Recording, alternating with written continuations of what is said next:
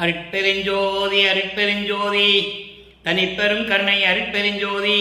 எல்லா உயிர்களும் இன்புற்று வாழ்க, வள்ளல் மலரடி வாழ்க வாழ்க, கொல்லாவிரதம் குவளை எல்லாம் ஓங்குக, நல்லோர் நினைத்த நலம் பெறுக, நன்றி நினைத்த எல்லோரும் வாழ்க இசைந்து. உலக மக்களே, அறிவார்ந்த அன்பர்களே, ஆண்மநேய ஒருமைப்பாட்டுடைய அன்பர்களே, அருட்பெருஞ்சோதி ஆண்டவருடைய திருவிளையாடலை பார்த்து கொண்டிருக்கிறோம்.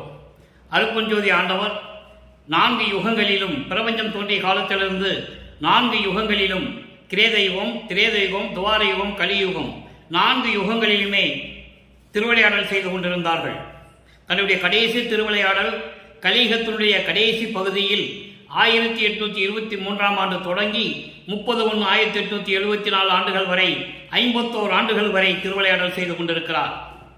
அந்த திருவிளையாடல் ஏற்பட்டதற்கு காரணம், பிரபஞ்சம் தோன்றிய காலத்திலிருந்தே சமயங்களும் மதங்களும் மார்க்கங்களும் தோன்றி சைவ சமயம், வைஷ்ணவ சமயம், இப்படி பழைய சமயங்கள் தோன்றி, மதங்கள் தோன்றி, மார்க்கங்கள் தோன்றி, இறைவனை அவர்கள் கருத்துக்கேற்றபடி உருவங்களை அமைத்து, அதற்கேற்றபடி ஆலயங்களை அமைத்து, அதற்கேற்றபடி வழிபாட்டு முறைகளை அமைத்து மக்களை வழிபட செய்து விட்டார்கள்.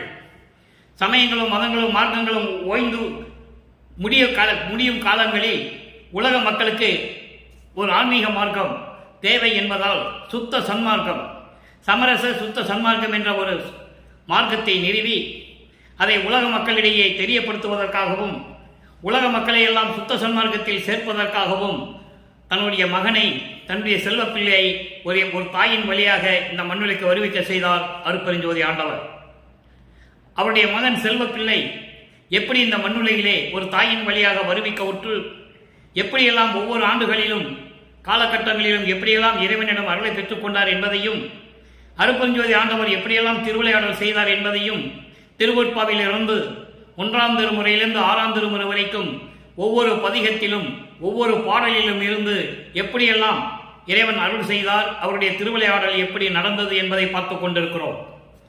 நமது பிள்ளை பெருமானவர்கள் குழந்தை இறைவனாக வருவிக்க உற்று 9 ஆண்டுகள் வரையிலும், 8 ஆண்டுகள் முடிகின்ற வரையிலும் அவர் யார் என்ற நிலை அவருக்கு தெரியாது.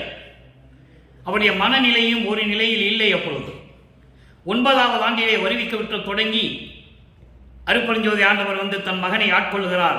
மகனே, என்னால் நீ வருவிக்க உற்றவன் என்று புன்னகையோடு ஆட்கொண்டு விட்டு சென்று விட்டார். எந்த அருளையும் கொடுக்கவில்லை. அதன் பிறகு நமது பிள்ளை பெருமானவர்கள் இறைவனால் வருவிக்க உற்றவன் என்ற நிலை மட்டும் அவருக்கு தெரிகிறது. வேற எந்த நிலையும் அவருக்கு தெரியாது.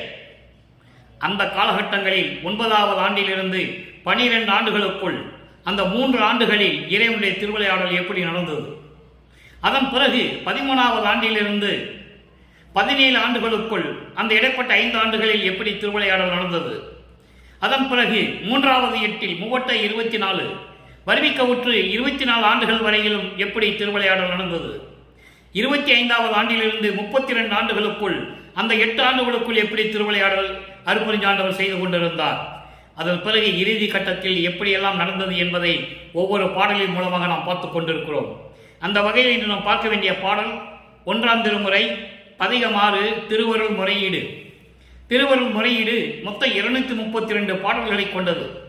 ஒவ்வொரு பாடலிலும் எப்படி முறையீடு செய்கிறார் என்பதை தான் பார்த்து கொண்டிருக்கிறோம். இந்த காலகட்டத்தில் வள்ளற்பமானவர்களுக்கு வருவிக்க உற்று 9ஆவது ஆண்டிலிருந்து 12 ஆண்டுகளுக்குள் நடந்து கொண்டிருக்கிறது. 41வது பாடல் என்று இதுவரை 40 பதிவுகளை நாம் போட்டிருக்கிறோம்.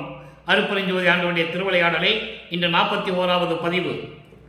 தொடர்ந்து கொண்டே இருக்கும். 4 ஆண்டுகளுக்கு தொடர்ந்து கொண்டிருக்கும்.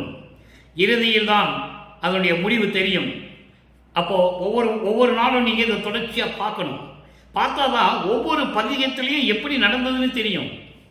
நல்லா புரிஞ்சுக்கணும். நீங்கள் இது எதுக்கோ கடமைக்காகவோ பேருக்காகவோ இந்த பதிவு போடுறதில்லை.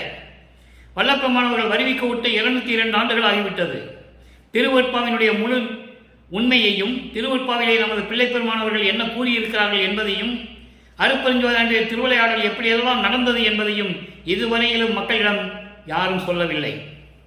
இந்த வள்ளலார் ஊழியனுக்கு அந்த பாக்கியம் கிடைத்தது. உங்களிடம் சொல்லிக் கொண்டிருக்கிறேன். இறைவனுடைய தயவாலயம் கருணையாலையும் 6 திருமுறைகளுக்கு விளக்கம் பெற்றுக்கொண்டு உங்களிடம் பேசிக் கொண்டிருக்கிறேன். இது இறைவன் கொடுத்த விளக்கம். விளக்கத்தை பாருங்க. இறைவன் திருவருள் முறையீடு எப்படி பண்றாரு நம்ம பிள்ளை பெருமான். 41வது பாடல். நடம் கொண்ட பொன்னடி நீழலில் நான் வந்து நன்னு மட்டும் திடம் கொண்ட நின் புகழ் அல்லால் பிறர் புகழ் செப்ப வையே. விடம் கொண்ட கண்டத்து அருள் குன்றமே இம வெற்புடையாள் இடம் கொண்ட தெய்வ தனி முதலே எம் இறைவனே.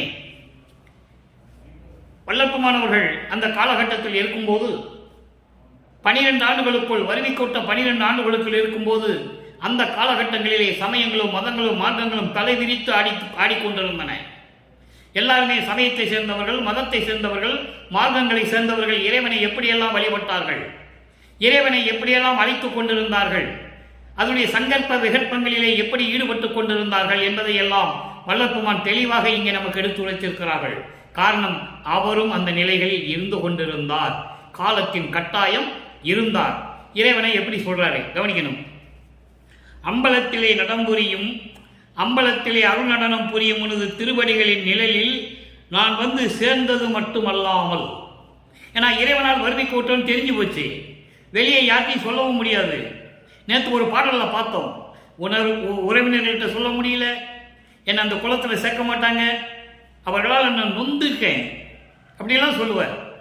அப்போ அந்த நிலையில் இருக்கும்போது அவர் சொல்றாரு, நான் வருவிக்க விட்டவன் என்ற நிலையை எனக்கு தெரிவித்து சென்று விட்டாய். உனது அம்பலத்திலே அருள் நடனம் செய்து கொண்டிருக்கின்ற உனது திருவடிகளுடைய நிழல்களில் தான் நான் வந்து சேர்ந்தேன். அது மட்டுமல்லாமல் நான் உன் திருவடி நிலையில் வந்து சேர்ந்து விட்டேன், எனக்கு தெரிந்து விட்டது. அது மட்டுமல்லாமல் உன்னுடைய அருள் புகழையே உறுதியாக சொல்லுவேன். வேற யாரை பற்றி நான் பேச மாட்டேன். உன்னுடைய அருள் புகழை மட்டும்தான் நான் எடுத்து சொல்லிக் கொண்டிருப்பேன்.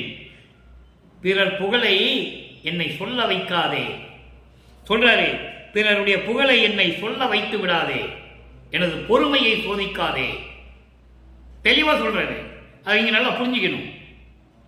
உன்னுடைய புகழை மட்டும்தான் சொல்லிட்டு இருக்கேன், பிறருடைய புகழை என் வாயால சொல்ல வச்சிடாரு. அதோடு மட்டுமல்ல, விஷம் உண்டு கழுத்தை நிறுத்தி கொண்ட இறைவன். விஷம் எப்போ உண்டாரு உங்களுக்கு எல்லாமே தெரியும், புராணங்கள்ல வந்திருக்கும். நம்ம பிள்ளை பெருமானும் திருவருட்பாவிலே பல இடங்களிலே கூறியிருக்கிறார். பார்க்கடலை தேவர்களுக்காக அமுதம் கடையும் போது அதிலே அரக்கன் என்ற ஒரு பாம்பு அதிலே விஷத்தை உமிழ்கிறது, கக்குகிறது. தேவர்கள் எல்லாம் முடித்துக் கொண்டிருக்கிறார்கள். ஏன்னால் அந்த அமுதத்தை சாப்பிட்டால்தான் அவருடைய வாழ்வு செழிக்கும். அந்த காலகட்டங்களில் சிவபெருமான் வந்து அந்த விஷத்தை உண்டு கழுத்திலே நிறுத்திக் கொள்ளுகிறார். தேவருடைய வாழ்க்கையை காப்பாற்றுகிறார். லட்சுமி சரஸ்வதி உங்களுடைய மாங்கல்யத்தை காப்பாற்றுகிறார் என்று திருவருட்பாவிலே ஒரு பாடலிலே கூறியிருக்கிறார்கள். அப்படிப்பட்ட இறைவனே, அருள் மலையே, இமயமலையின் அரசியை ஒரு பக்கமாக கொண்ட இறைவனே. அதான் சொல்றாரு, இம வெற்புடையாள். வெற்பு என்றால் மலை.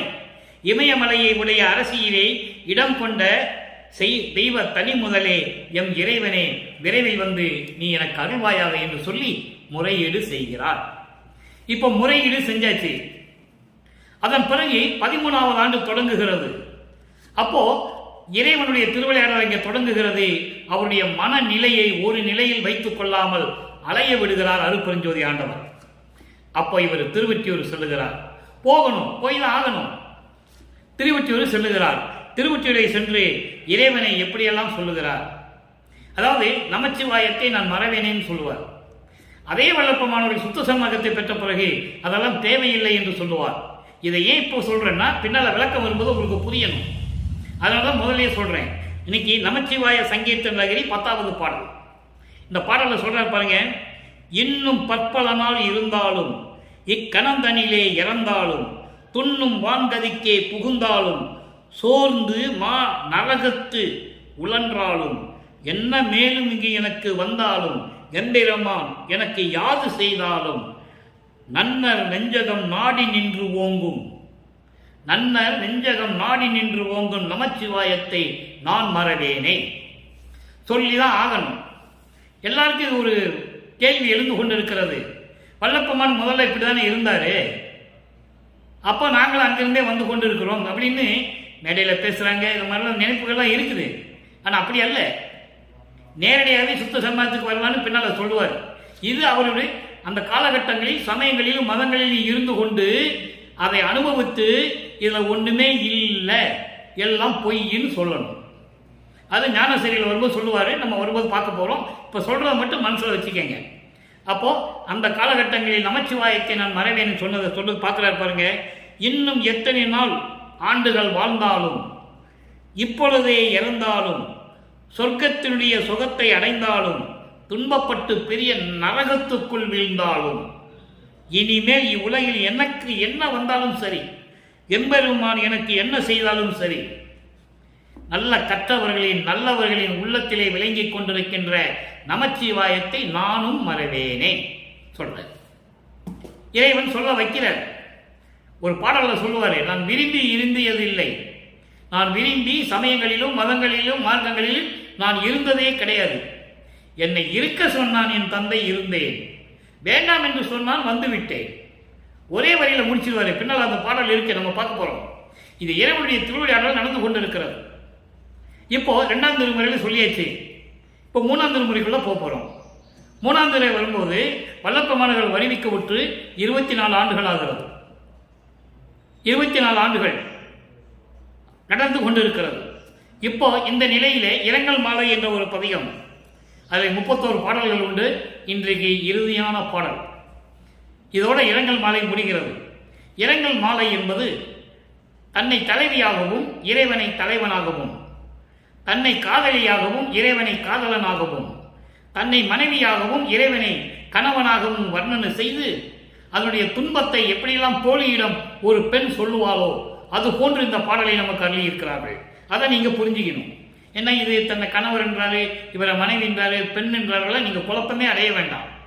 மக்களுக்கு எளிமையாக சொல்ல வேண்டும்.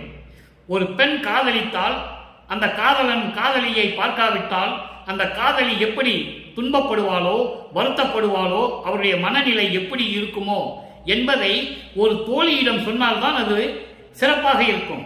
அதுபோன்று சொல்லியிருக்கிறார். நல்லா புரிஞ்சுக்கணும் நீங்க. ஈர்த்தேன் அழிசூழ் ஒற்றி உளார், ஈர்த்தேன் அழிசூழ் ஒற்றி உளார் என் கண்மணியார் என் கணவர் சொல்லிட்டாரா. என் கணவர் தான் சொல்லுவார். காதல் கொண்டுள்ளார் இறைவன் மீது. அதனால் அந்த பாடலை நமக்கு அருளி இருக்கிறார்கள். என் கணவர் வார்த்தேன் சடையார் மாலையிட்டும் வாழாது, நல்லா கவனிக்கணும், மாலையிட்டும் வாழாது அலைந்து மனம் மெலிந்து சோர்ந்தேன், பதைத்து துயர்கடலை சூழ்ந்தேன், இன்னும் துடிக்கின்றேன், கூர்த்தேன் புலவாய் என்னடி என் குறையை எவருக்கு கூறுவேனே. இது பாடல். தன்னுடைய மன அழுத்தத்தை மன வருத்தத்தை இறைவன் 9வது ஆண்டிலே ஆட்கொண்டு விட்டு சென்று விட்டான். அதன் பிறகு எந்த அருளையும் கொடுக்கவில்லை என்பதை தன்னுடைய மன குமுறலை தன்னுடைய துயரத்தை உலக மக்களுக்கு தெரிவிக்கிறார். உலக மக்களே, திருவொற்றியூரில் இருக்கின்ற இறைவன் எங்கே இருக்கின்ற இறைவன்? தேனீக்கள் மொய்க்கும் புத்தம் புது மலர் சூழ்ந்த பூஞ்சோலைகள் நிறைந்த திருவொற்றியூரிலே இருக்கின்ற இறைவன். அப்ப திருவொற்றியூரை வர்ணிக்கிறார். பூஞ்சோலைகள், தென்னஞ்சோலைகள், வயல்கள் சூழ்ந்த இடம் சொல்லுவார். திருவொற்றியூரிலே இருக்கின்றார் என் கண்மணியார், என் கண் போன்ற இறைவன், என் கணவர். என் கணவர் வார்த்தேன் சடையார். வார்த்தேன் சடையார் என்பது தேன் சொரியும் புத்தம் புது மலராகிய கொன்றை மலர்களை சடையில் சூடிய இறைவன். இறைவனுக்கு சிவபெருமானுக்கு பிடிச்சது கொன்றை மலர். கொன்றை மலர் சூடிய இறைவன் மாலையிட்டும் என்னை ஆட்கொண்டும் என்னோடு இருக்காமல், அதான் வாழாது என்று சொல்லுகிறார். என்னை ஆட்கொண்டும் என்னோடு இருக்காமல் நான் அவரை தேடி அலைந்து மனம் நொந்து சோர்ந்து விட்டேன். எவ்வளவு அற்புதமா சொல்றாரு இறைவனுடைய திருவிளையாடல்ங்கிற நீங்க புரிஞ்சுக்கணும். யாரும் மக்களிடம் சொல்லலை, சொன்னதான மக்களுக்கு தெரியும். புராணத்தில் நடந்த எத்தனை திருவிளையாடல்கள் சொன்னாங்க. புராணங்களில் காவியங்களில் என்னென்ன இருக்கிறதோ எல்லாம் சொன்னாங்க. அருட்பெருஞ்சோதி திருவிளையாடல் யார் சொன்னது? யாரும் சொல்லலை. அப்போ இப்படிப்பட்ட இறைவன் எனக்கு ஆட்கொண்ட பிறகு என்னோடு சேர்ந்து இருக்காமல் சென்று விட்டார். நான் தேடி அலைந்து மனம் நொந்து சோர்ந்து போய்விட்டேன். சோர்ந்தேன், பதைத்து துயர்கடலை சூழ்ந்தேன், உள்ளம் நடுங்கி மனம் நடுங்கி துன்பக் கடலில் இருந்து கொண்டிருக்கிறேன், துன்பக் கடலில் மூழ்கி கொண்டிருக்கிறேன் என்று சொல்லுகிறார். இன்னும் துடிக்கின்றேன், இதுவரையிலும் நான் வருவிக்க உற்று 24 ஆண்டுகள் வரையிலும் நான் துடித்துக் கொண்டிருக்கிறேன் என்று சொல்லுகிறார். அற்புதமான இடம். இறைவனுடைய திருவிளையாடல் அவ்வளவு அற்புதமாக நடந்து கொண்டிருக்கிறது. அதை நீங்க புரிஞ்சுக்கணும். இவரா இருந்ததில்லை, இவரா சொல்றதில்லை, எல்லாமே அல்பஞானுடைய திருவிளையாடல நடந்து கொண்டிருக்கிறது. இவர் இறைவன் ஆட்கொண்ட பிறகு இறைவனை பார்க்க முடியாமல் 24 ஆண்டுகள் வரையிலும் துடித்துக் கொண்டிருக்கிறார்.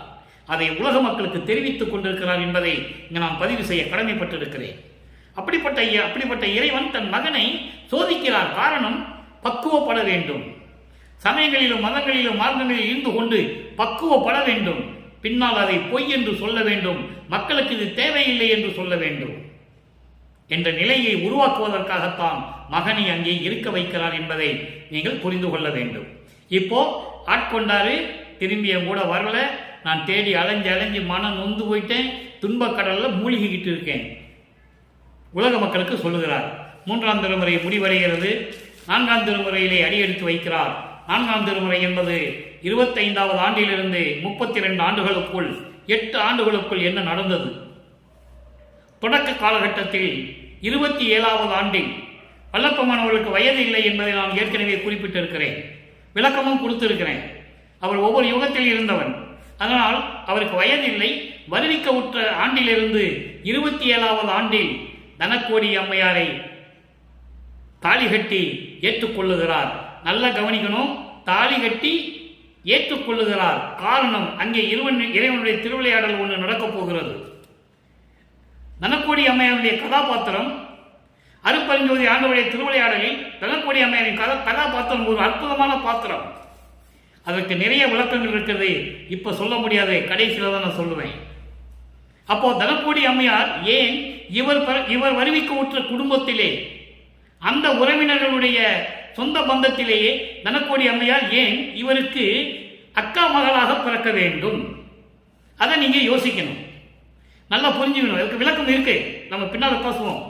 அப்போ இந்த நிலை வரும்போது தனக்கோடி அம்மையார் யார், அவருடைய நிலை என்ன, ஏன் இங்கேயும் அவர் வருவிக்க உற்றார், ஏன் நமது பிள்ளை பெருமானவர்களுக்கு அக்கா மகள் என்ற உறவில் வந்தார் என்பதை நீங்கள் புரிந்து கொள்ள வேண்டும். அதுக்கான விளக்கம் இருக்கிறது, இப்ப சொல்ல முடியாது, நீ காலங்கள் இருக்கு. ஆனால் இதை மட்டும் மனசுல வச்சுக்கங்க, இறைவனுடைய திருவிளையாடல் தான் வல்லற்பமானவர்கள் வருவிக்க உற்ற அந்த உறவு குடும்பத்தில் இவரும் வருவிக்க உற்றார், தனக்கோடி அம்மையார். நல்லா புரிஞ்சுக்கணும். அப்போ இவர் தாலி கட்டினாதான் அந்த அம்மையாருக்கு மோட்ச வீட்டிற்கான அந்த வழியை காட்ட முடியும். அது ஒரு திருவிளையாடல் இருக்கிறது.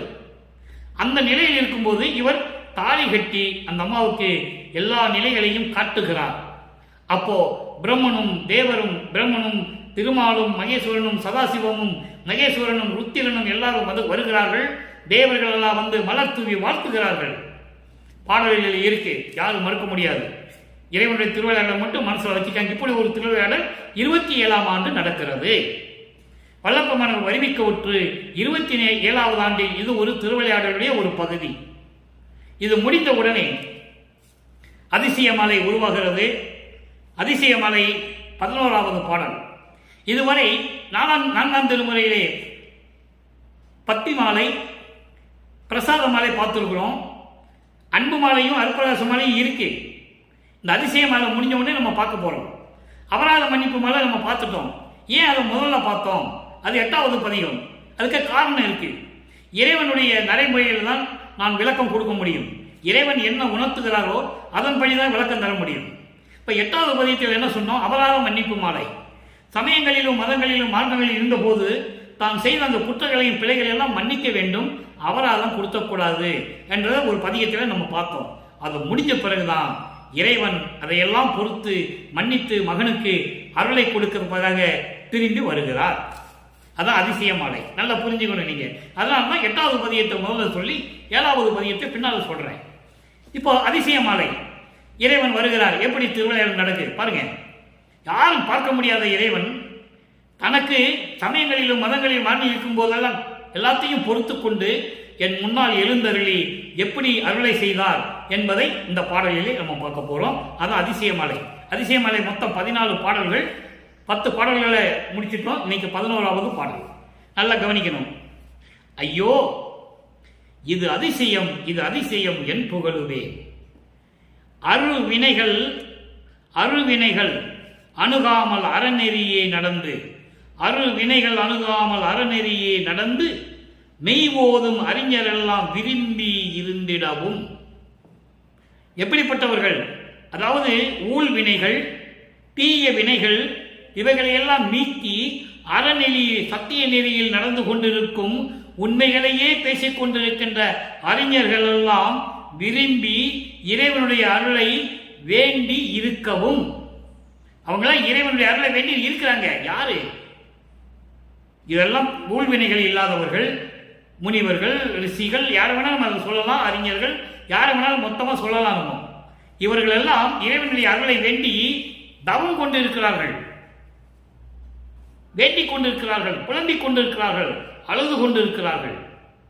அளவு இறந்த நெடுங்காலம் சித்தர் யோகர் அறிஞர், அங்க சொல்லுவாரு மகாதேவ மலையில, அறிஞர் மலர் அயோன் தேவர்கள் எல்லாருமே சொல்றாரு. அனந்த வேதம் களவு இருந்தும் கரணாதி இருந்தும் செய்யும் கடும் தவத்தும் காண்பரிதாம் கடவுளாகி, அந்த நிலையை இங்க சொல்றாரு. இவர்கள்லாம் இறைவனுடைய நிலையை விரும்பி அருள் வேண்டும் என்று சொல்லி காத்து கொண்டிருக்கிறார்கள். அப்படியெல்லாம் அருளாமல், அப்படியெல்லாம் அவங்களுக்கு செய்யாமல் வெய்வினை கடல் குளித்து விழல் இறைத்து கழித்து பொய் ஓத புலை பெருக்கி நிலை சுருக்கி உழலும் புலை மனத்தே. தன்னை சொல்றாரு, சமயங்களிலும் மதங்களிலும் மார்க்கங்களிலும் இருந்து கொண்டு பொய்களையே சொல்லி தீய செயல்களிலே செய்து நல்ல குணங்கள் இல்லாமல் சுழன்று கொண்டு சுற்றி திரிந்து கொண்டு வீணா போனவன் நான். தெளிவா சொல்ற, விழலுக்கு இறைத்து நீரை நெல்லுக்கு பார்த்துன்னா நெல் விளையும், புல்லுக்கு பார்த்துன்னா என்ன கிடைக்கும்? மாட்டுக்கு புல்லு தான் கிடைக்கும். உணவுக்கு, மனிதனுக்கு உணவுக்கு கிடைக்குமா? கிடைக்காது. அதான் சொல்ற, வீணா போய்கிட்டு இருந்தேன்னு சொல்ற. விழலுக்கு இறைத்து வீணா காலத்தை கழித்து கொண்டு 27 ஆண்டுகளையும் நான் கழித்து கொண்டிருந்தேனே, சமயங்களிலும் மதங்களிலும் மார்க்கங்களிலும் இருந்து கொண்டு. அப்படிப்பட்டவனுக்கு என்னை கருதி, அண்டர்லைன், என்னை கருதி என்னையும் ஒரு பொருளாக நினைத்து, ஐயோ மகனை வருவிக்க உற்று செய்தோமே, அதுவரையில் எவ்வளவு துன்பப்பட்டான் என்று என்னையும் மனதில் வைத்துக்கொண்டு புகுந்து என் வீட்டிற்குள் புகுந்து அருளி என் வீட்டிற்குள் வந்து, ஏன்னா இவரெல்லாம் எங்கே போக முடியாதுன்னு உறுதி எடுத்துட்டாரு. 27 ஆண்டுகளுக்கு பிறகு வரிவிக்க விட்டு 27வது ஆண்டிலிருந்து இனிமேல் எங்கேயும் இவனை பார்க்க போகக்கூடாதுன்னு உறுதி எடுத்துட்டாரு. அப்போ இறைவன் வருகிறார். வந்து எனக்கு அருளி கருணை சை யோகம் உற, நல்ல கவனிங்க, சை யோகம் உற எனக்கும் வலிந்து ஒன்று கொடுத்தான். என்ன கொடுத்தான்னு சொல்லல, நான் அப்படியே தான் விளக்கம் சொல்லுவேன். என்ன கொடுத்தாங்கிறது பின்னால் பார்ப்போம், ஒரு 10 நிமிஷம் கழிச்சு வரும் அது விளக்கம். ஒன்று கொடுத்தான். ஒன்று என்பது அருள் கொடை. என் வீட்டுக்குள்ள வந்து என்னையும் மனதில் வைத்துக்கொண்டு ஐயோ மகன் துன்பப்படுகிறான் என்று நினைத்து என் வீட்டுக்குள் புகுந்து கருணையால் எனக்கும் ஒன்று கொடுத்தான். கடவுள் நிலையை அடைவதற்கான வழியை காட்டுவதற்கான ஒரு பொருளை, ஒன்றை கொடுத்தான். சை யோக முறை என்பது கடவுள் நிலையை காட்டுவது. கடவுள் நிலை அறிந்து அம்மையமாதல் என்று சொல்லுவார். அந்த நிலையை காட்டுவதற்காக ஒரு பொருளை, ஒரு அருள் கொடையை எனக்கு கொடுத்தான். அது என்ன அருள் கொடை? பின்னால பார்க்க போறோம். அருள் கொடையை கொடுத்தான். தனித்த சிவகாமி வள்ளிக்கு இனித்த நடத்தவனே, என் அம்மை, என் அருள் அம்மை, என் அம்மை சிவகாமி வள்ளிக்கு மனதுக்கு பிடித்த அருள் நடனம் செய்து கொண்ட இறைவனே என்று சொல்லி அதிசய மாலையை நமக்கு அருளினார்கள். அப்போ இங்கே இறைவனுடைய திருவிளையாடலை சொல்லிட்டாரா, வந்துட்டாருன்னு அருளை கொடுத்துட்டாருன்னு சொல்லிட்டாரா? என்ன அருள் என்றதை நம்ம 6ஆம் திருமுறைக்கு வரும்போது நம்ம பார்க்க போறோம். வச்சுக்கோங்க. இப்போ 6ஆம் திருமுறைக்கு உள்ள வரோம். பதியம் 15 திருவடி முறையீடு 8வது பாடல். அங்கே திருவருள் முறையீடு 9வது ஆண்டிலிருந்து வருவிக்கவுற்று 9வது ஆண்டிலிருந்து 12 ஆண்டுகளுக்குள் நடந்தது திருவருள் முறையீடு. இங்கே திருவடி முறையீடு 33வது ஆண்டிலிருந்து தொடங்குகிறது. தன் மகனை ஆட்கொண்டு அருளை கொடுத்து, இன்னும் சுத்த சமாஜத்தை வாங்கல, உள்ள என்றாகிறார். நல்லா புரிஞ்சுக்கணும் நீங்க. இன்னும் அப்பா கிட்ட இருந்து சுத்த சன்மார்க்கத்தை இவர் வாங்கல. திருவடி முறையீடெல்லாம் செய்கிறாரு.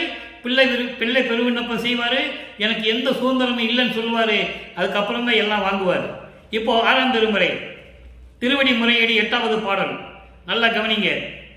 என் நிகர் இல்லா இழிவினேன் தன்னை, என் நிகர் இல்லா இழிவினேன் தன்னை மேல் ஏற்றினை யாவரும் வியப்ப பொன் இயல் வடிவும் புரைபடா உளமும் பூரண ஞானமும் பொருளுமே உன்னிய எல்லாம் வல்ல சித்தியும் பேர் உவகையும் உதவினை. எனக்கே, நான் ஏற்கனவே சொல்லியிருக்கின்ற எனக்கே உனக்கே என்ற வார்த்தைகள் எல்லாம் திருவொற்பாவிலே 6ஆம் திருமுறையிலே பல இடங்களில் வரும். எனக்கே என்றால் எனக்கு மட்டும். அதே மாதிரி அவங்க அப்பா அருட்பெருஞ்சாண்டவர் மகனுக்கு கொடுக்கும்போது உனக்கே கொடுத்தேன்னு சொல்லுவார். உனக்கே என்றால் உனக்கு மட்டும்தான். ஏன்னா இவர் கேட்பாரு, நோவாது நோன்பு என்னை போல் நோற்றவரும் எஞ்ஞான்றும் சாதாவரம் என்னை போல் சார்ந்தவரும் தேவானின் பேரருளை என்னை போல் பெற்றவரும் எவ்வுலகில் யார் உலர் சற்றே அறை என்று சொல்லுவார். அறை என்பது சொல்லு, ஒன்றை நம்ப முடியாது. பல யுகங்களில் நீ திருவிளையாடல் செய்தவன், என்கிட்டயே நீ எத்தனை திருவிளையாடல் செஞ்ச, நீ சொல்லுன்னு கேட்கிறாரு. அதற்கு பதில் அகவல்ல சொல்லுவாரு, சாவா நிலை இது தந்தனம் உனக்கே ஆவா என்னார்களே அருட்பெருஞ்சோதி. அப்பா கிட்ட இவர் கேட்பாரு, அப்பா மகனுக்கு பதில் சொல்லுவாரு, உனக்கு மட்டும்தான் மகனை கொடுத்துருக்கேன், வேற யாருக்கு கொடுக்கலன்னு சொல்லுவார். இது சத்தியம்னு சொல்லுவார். அது இன்னொரு பாடல்ல இருக்கு. அப்போ அந்த நிலையை சொல்றாரு.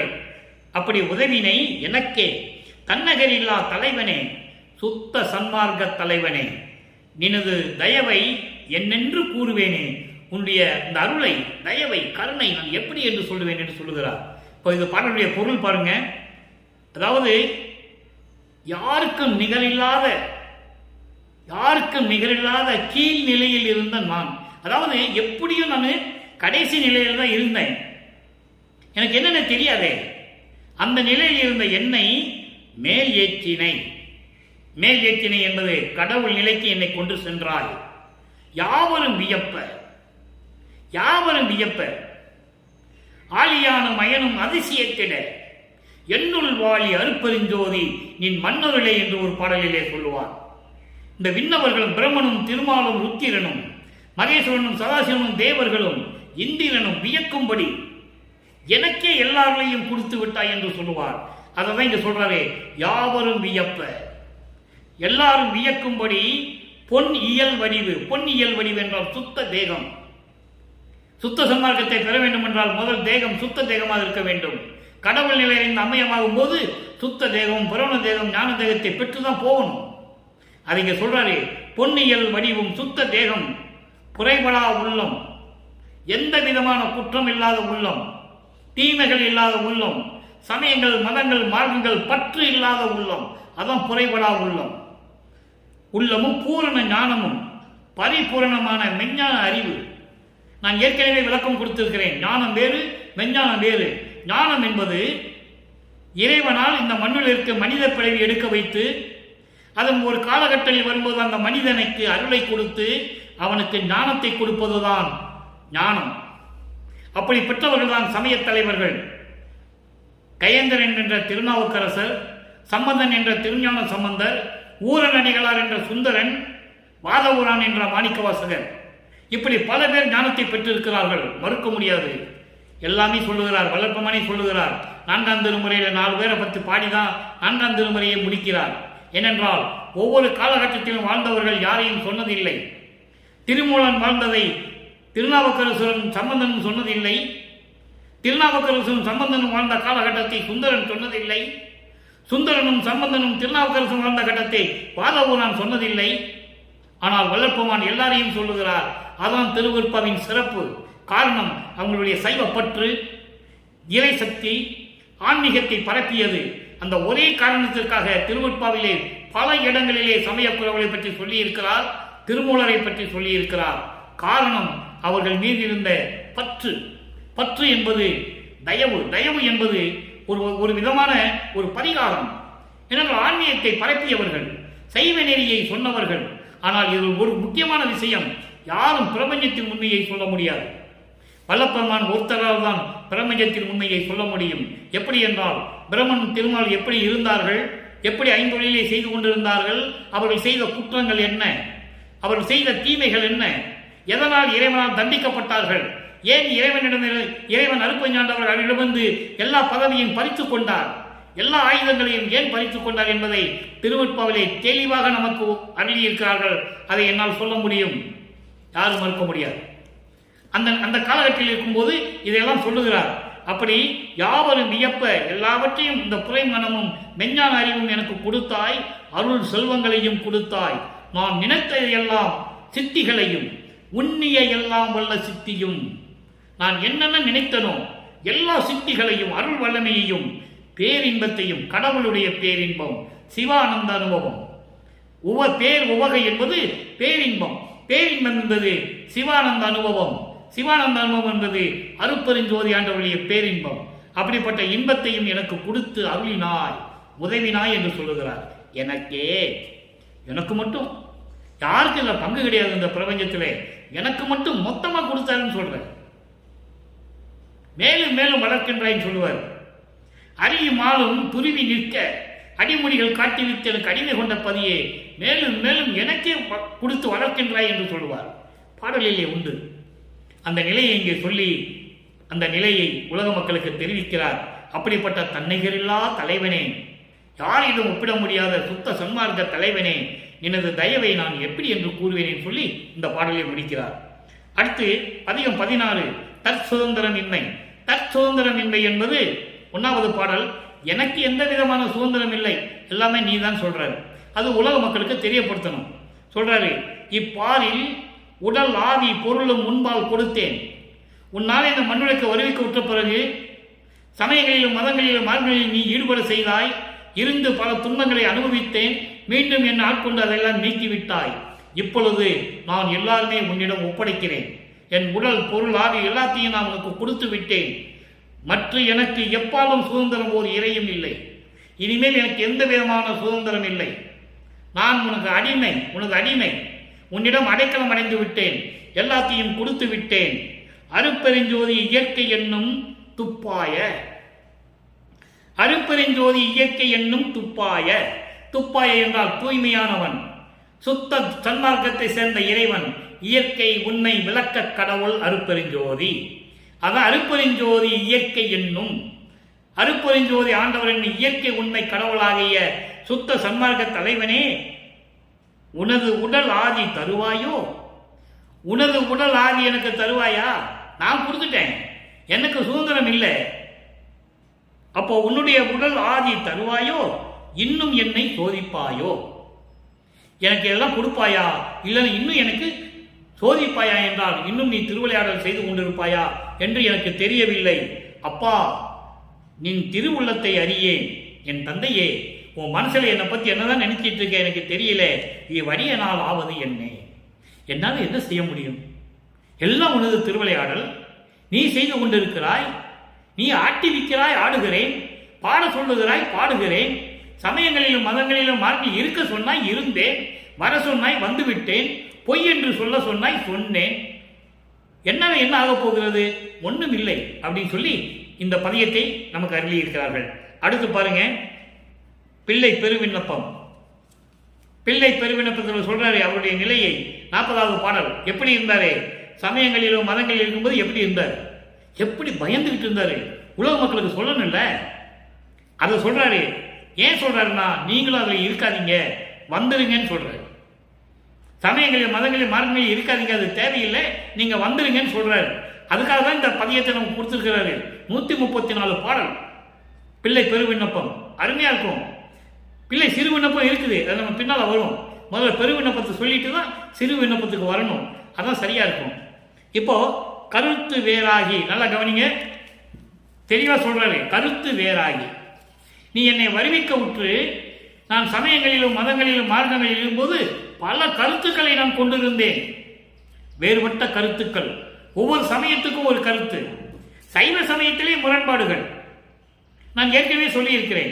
திருவொற்றியூரில் நடக்கிற வழிபாடு நடராஜன் கோயிலில் நடக்காது, சிதம்பரத்தில் நடக்கிற வழிபாடு சொக்கநாத மதுரையில் நடக்காது.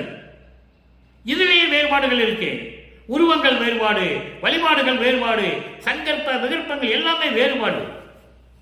இப்படியெல்லாம் நான் வேறுபட்டு இருந்து கொண்டிருந்த போது உன்னுடைய கோயிலில் புகுந்து உன் காட்சியை கண்ட போதெல்லாம், திருச்சிற்றம்பலத்திலே உன்னை நான் பார்த்த போதெல்லாம், சத்தியஞான சபையிலே உன்னை பார்த்த போதெல்லாம், உன் காட்சியை கண்ட போதெல்லாம் வருத்தம் அடைந்தேன். இதெல்லாம் மக்கள்கிட்ட யார் சொன்னதுங்க? இதெல்லாம் சொல்லணும், மக்களுக்கு தெரியணும்ல. சும்மா வல்லப்பம்மன் வந்தாரு, சோறு போட சொன்னாரு, போனாரு, வந்தாரு, ரூம்பை பூட்டினாரு, போயிட்டாரு, மறைஞ்சிட்டாரு, இப்படியெல்லாம் பேசிக்கிட்டு இருக்கிறாரு. அவர் ஏன் மறையணும்? எதுக்காக மறையணும்?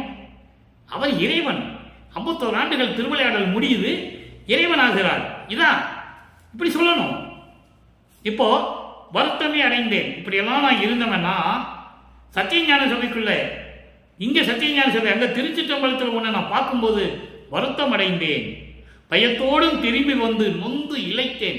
இப்படிப்பட்ட ஒரு இறைவன் நம்மிடம் திருவிளையாடல் செய்து கொண்டிருந்தானே, தெரியாமல் போய்விட்டுமே என்று பயந்து இழைத்து கொண்டிருந்தேன். எந்தாய், என் தாய் உள்ளம் கொண்ட இறைவனே, இப்படியெல்லாமா நீ செய்வாய்? நிறுத்தனே, அருட்பெருஞ்சோதியே. நிறுத்தனே என்றால் அருள் நடனம் செய்து கொண்டிருக்கின்ற அருட்பெருஞ்சோதியே. அருட்பெருஞ்சோதியை நின்னை துதித்த போதெல்லாம் நெகிழ்ச்சி இல்லாமையால் நடுங்கி பருத்த என் உடம்பை பார்த்திடாது அஞ்சி படுத்ததும் ஐயா நீ அறிவாய். இப்படியெல்லாம் இருக்கிறவங்க நான் பார்த்துட்டு தப்பு பண்ணிட்டமே, தெரியாம போயிட்டமே என்றெல்லாம் சொல்லி உள்ளம் நடுங்கி பயந்து உன் மேல நெகிழ்ச்சி இல்லாமல் பருத்த இந்த உடம்பை நானே பார்க்க சகிக்க முடியாமல், நானே பார்க்க பிடிக்காமல் பயந்து படுத்ததும் ஐயா நீ அறிவாய். படுத்ததும் என்றால் துன்பப்பட்டது. படுத்ததும் போய் திண்ணையில் போட்டு படுக்கிறது இல்லை. நல்லா நீங்க புரிஞ்சுக்கணும். படுத்ததும் என்றால் திண்ணையில் போட்டு பாய் விரித்து தலையணி போட்டு படுக்கிறது இல்லை. படுத்ததும் என்ற துன்பப்பட்டது. இந்த பருத்த உடம்பை பார்த்து எனக்கே சகிக்க முடியாமல், பார்க்க சகிக்க முடியாமல், பார்த்ததும் பிடிக்காமல் நான் துன்பப்பட்டதும் உனக்கு தெரியுமே கடவுளே, நீ அறியாயோ? நீயும் அறிவாய். இதான் பிள்ளை பேர் விண்ணப்பம். அடுத்து பாருங்க, தனித்திறங்களுக்கு உள்ள வரோம். பேரெல்லாம் பார்த்தாச்சு. 1ஆம் திருமுறையில் திருவள்ளுவர் முடையர் எப்படி செஞ்சாரு, 2ஆம் திருமுறையில் திருவொற்றியூருக்கு 13வது ஆண்டிலே சென்று எப்படியெல்லாம் இறைவனை வழிபட்டாரு, எப்படி திருநூறு பூசிட்டு இருந்தாரு, உத்தராட்ச கோட்டை கழுத்தில் எப்படி மாட்டியிருந்தாரு, கடுக்காய் எப்படி போட்டிருந்தாரு, எல்லாம் நம்ம பார்த்துக்கிட்டு இருக்கோம். ஏன் இதை முதலே கொடுக்குறாருன்னா பின்னால் அதெல்லாம் தேவையில்லைன்னு சொல்லணும்ல, அதுக்காக தான் செஞ்சுக்கிட்டு இருக்கிறாரு.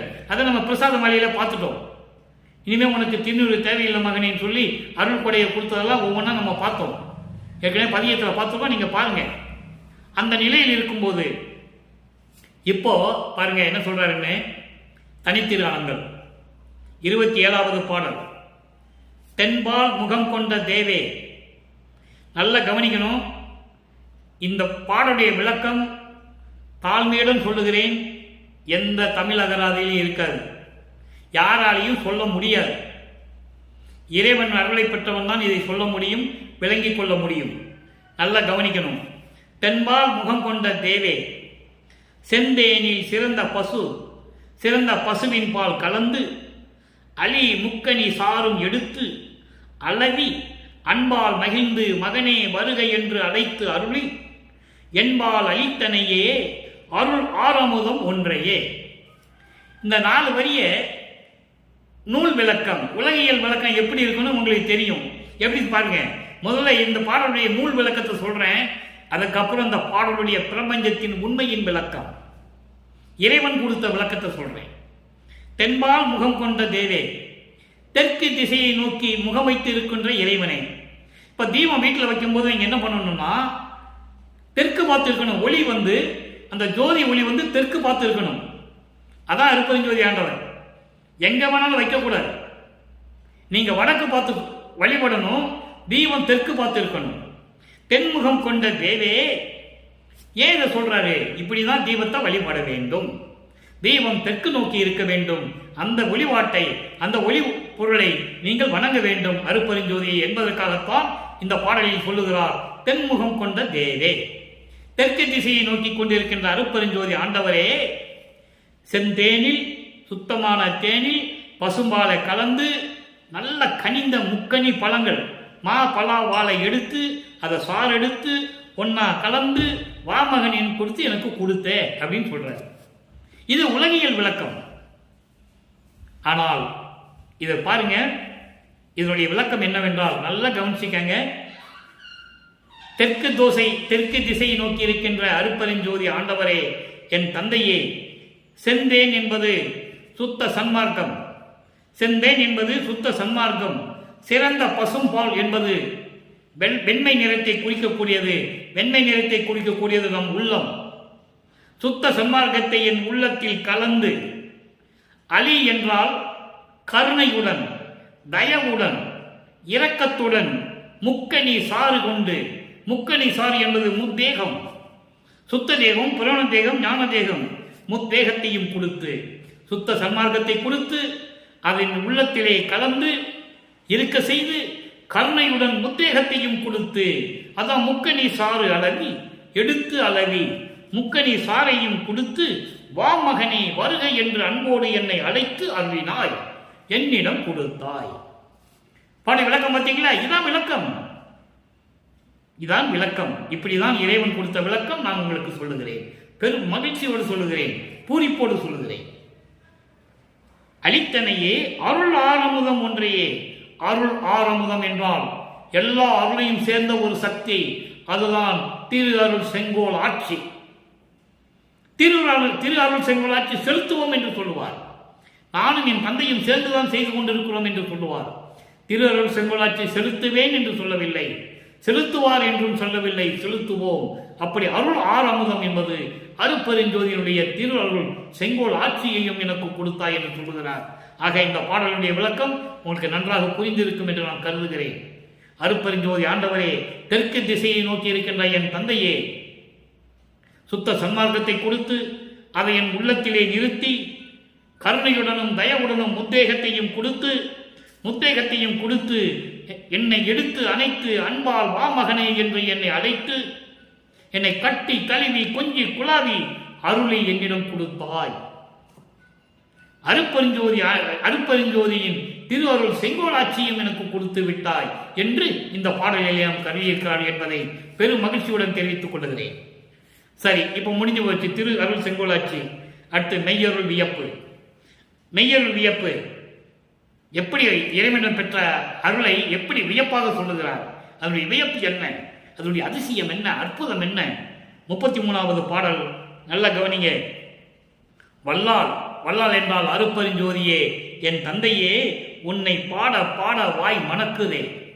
உன்னை பாடி பாடி வணங்குவதற்கு வாய் மணக்குது. வாய் மணக்குது, வாய் விரும்புகிறது. இடைவிடாமல் ஒரு நிமிடம் கூட, ஒரு கணம் கூட, ஒரு நொடி கூட இடைவிடாமல் உன்னை நினைத்துக் கொண்டிருக்க வேண்டும் என்று எனது மனம் சொல்லுகிறது. வஞ்ச வினைகள் என்னை விட்டு ஓடி தலை வணங்குது. வஞ்ச வினைகள், எது வஞ்ச வினைகள்? தலை வணங்குது. வேதங்களும் ஆகங்களும் என்னை வணங்குகின்றன. பாடலிலே சொல்லுவார், பாடல் இருக்கிறது, அடுத்த பதிவில் நம்ம பார்க்க போறோம். பிரம்மனும் திருமாலும் ருத்திரனும் மகேஸ்வரனும் சதாசிவம் போன்ற பதத்தலைவர்கள் ஏற்கனவே 5 தொழில்களை செய்து கொண்டிருந்தவர்கள் என்னை வந்து வணங்குகிறார்கள். லட்சுமியும் சரஸ்வதியும் வந்து என் அப்பா, எங்களை காக்கக்கூடிய இறைவனை என்று சொல்லி என்னை வணங்கி ஆடி பாடி என்னை மகிழ்வித்தார்கள். அடுத்த அன்பு மலையில நம்ம பார்க்க போறோம். அதை எல்லாம் இருக்கு, எல்லாருமே வந்து என்னை வணங்குகிறார்கள். அதோடு மட்டுமில்லாமல் இந்த சமயங்கள், மதங்கள், மார்க்கங்கள் கொண்ட வஞ்ச வினைகள் எல்லாம் என்னை விட்டு ஓடி தலை வணங்குகின்றன. என்னை விட்டு ஓடி தலை வணங்குது என்று சொல்றார். வஞ்ச வினைகள் என்னை விட்டு ஓடி தலை வணங்குதே. என்னை வணங்குகிறார்கள், மண்டியிட்டு என்னை வணங்குகிறார்கள் என்று சொல்லுகிறார். எல்லாது உனது புகழை கேட்க செவி நயக்குதே. குறைவில்லாத உனது புகழை கேட்க என் செவி விரும்புகிறது. எந்தாய், தாய் உள்ளம் கொண்ட இறைவனே, உன்னுடைய தயவை எண்ணும் தோறும் உள்ளம் வியக்குதே. உன்னுடைய தயவையும் கருணையும் நினைக்கும் போது என் உள்ளம் வியக்குது, ஆச்சரியப்படுகிறது என்று சொல்லுகிறார். இறுதியாக ஒரு விளக்கம் நண்பர்களே. சிவசிவ ஜோதி 19வது பாடல். நான் ஏற்கனவே கூறியிருக்கிறேன், சிவசிவ ஜோதி என்பது அருட்பெருஞ்சோதி.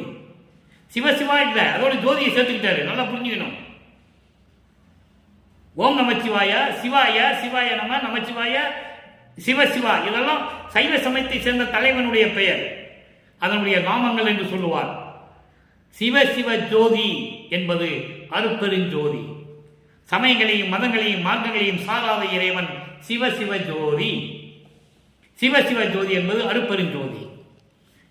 பாடலை பாருங்க. என்னை தானாக்கிய ஜோதி.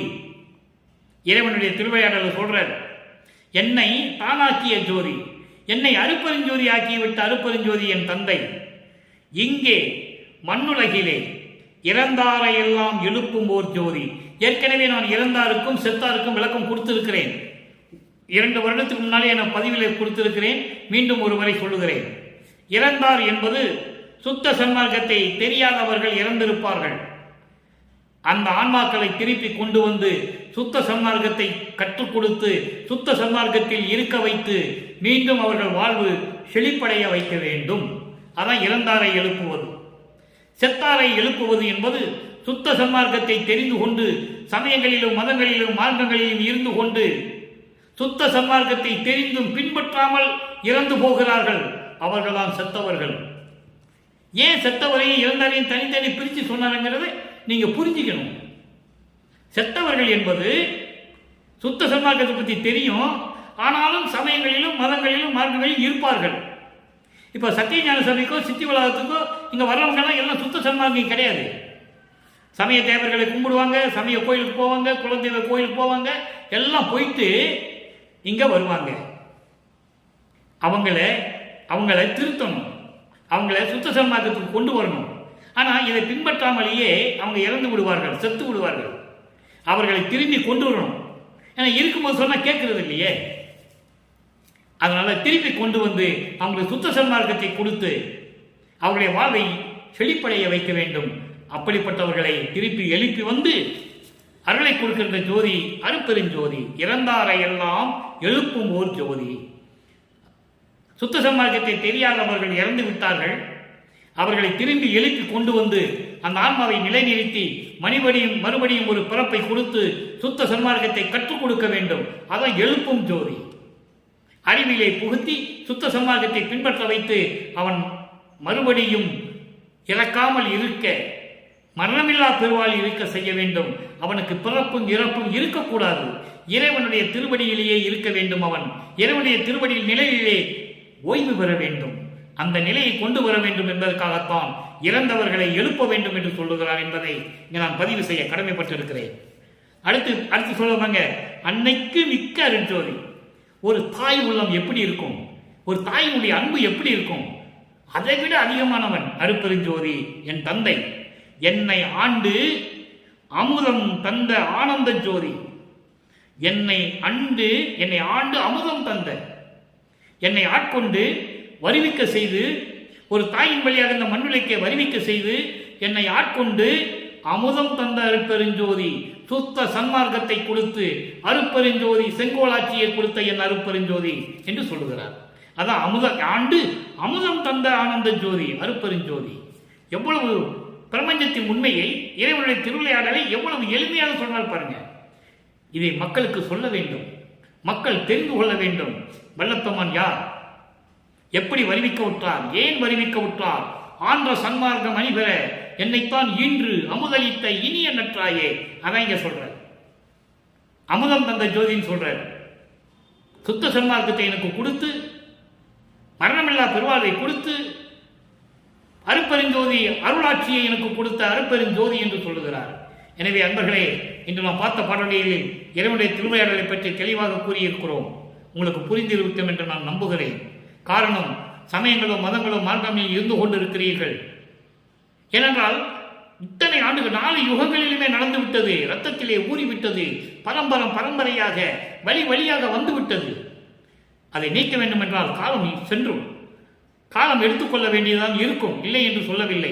இருந்தாலும் தெரிந்து விட்ட பிறகு, தெரியாமல் இருந்தது வேறு, தெரிந்து விட்ட பிறகு மாறி வர வேண்டும். இந்த சமயங்களும் மதங்களும் மார்க்கம் நமக்கு தேவையில்லை என்பதால் தான் சுத்த சன்மார்க்கத்தை இறைவன் உருவாக்குகிறார். அந்த நிலையில் இருந்து கொண்டு இறைவனை வழிபட்டு அருட்பெருஞ்சோதி தனிப்பெருங்கண்ணை அருட்பெருஞ்சோதி என்ற மகாமந்திரத்தை உச்சரித்து ஜோதி வழிபாட்டை மேற்கொண்டு உருவ வழிபாடு இல்லாமல் நீங்கள் வழிபட்டு கொலையும் தவிர்த்து மாமிச உண்பதை நிறுத்தி, உயிர்களை கொலை செய்வதை நிறுத்தி, இறைவனை வணங்கி என்னுடைய அருளையும் செல்வங்களையும் எல்லாம் பெற்று இந்த வையகத்திலே நீங்கள் வாழ்வாங்க வாழ வேண்டும், நோயற்ற வாழ வேண்டும் என்று இறைவனுடைய அருளால் வாழ்த்து விடைபெறுகிறேன். இந்த வள்ளலார் ஊழியன். மீண்டும் சந்திப்போம். நன்றி, வணக்கம். அருப்பஞ்சாண்டனுடைய திருவிளையாடல் நாளையும் தொடரும்.